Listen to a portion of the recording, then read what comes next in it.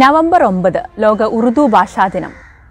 ഉറുദു ഹേ ജിസ്കാ നാം ഹമേ ജാനതേ ഹേ ദാഗ് സാരേ ജഹാൻ മേ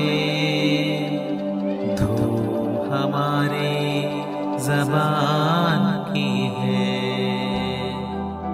ഒരുപാട് മഹാന്മാരുടെ ജന്മദിനം നമുക്കറിയാം. അതിൽ പലതും നമ്മൾ ആഘോഷിക്കാറുണ്ട്. എന്നാൽ ഓരോ ഇന്ത്യക്കാരൻ്റെയും അതരങ്ങളിൽ എപ്പോഴും വരാറുള്ള ദേശഭക്തി ഗാനം സാരേ ജഹാൻ സേ അച്ഛാ ഹിന്ദുസ്ഥാൻ ഹമാര. ഈ കവിത രചിച്ച പ്രശസ്ത ഉറുദു കവിയും ചിന്തകനുമായ ഡോക്ടർ അല്ലാമ മുഹമ്മദ് ഇഖ്ബാലിൻ്റെ ജന്മദിനമാണ് നമ്മൾ ഉറുദു ഭാഷാ ദിനമായി ആചരിക്കുന്നത്.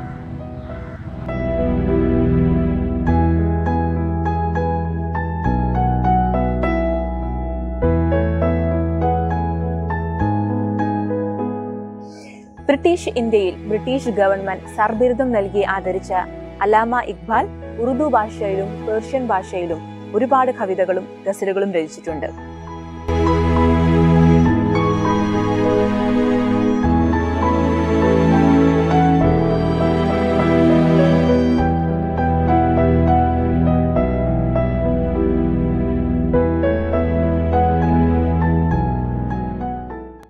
ഇഖ്ബാലിന്റെ ദേശസ്നേഹം തുളുമ്പുന്ന ഓരോ കവിതയും ഓരോ ഭാരതീയനും ആവേശഭരിതരാക്കി. ഇന്ത്യൻ സ്വാതന്ത്ര്യ സമരങ്ങളിൽ ഒരുപാട് സ്വാധീനം ചെലുത്തിയ അല്ലാമ ഇഖ്ബാൽ ഉറുദു സാഹിത്യ ലോകത്തിന് ഒരുപാട് സംഭാവനകൾ നൽകിയിട്ടുണ്ട്.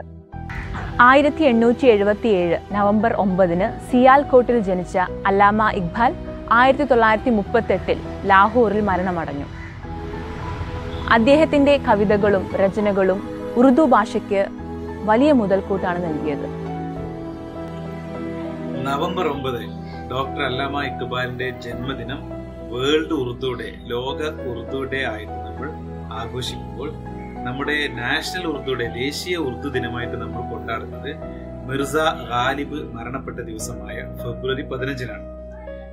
ഗാലിബിന്റെ മരണദിനമായ ഫെബ്രുവരി 15 നാഷണൽ ഉറുദു ഡേ ആയിട്ടും ഇഖ്ബാലിന്റെ ജന്മദിനം നവംബർ 9 ലോക ഉറുദു ദിനമായിട്ട് നമ്മൾ കൊണ്ടാടുന്നു.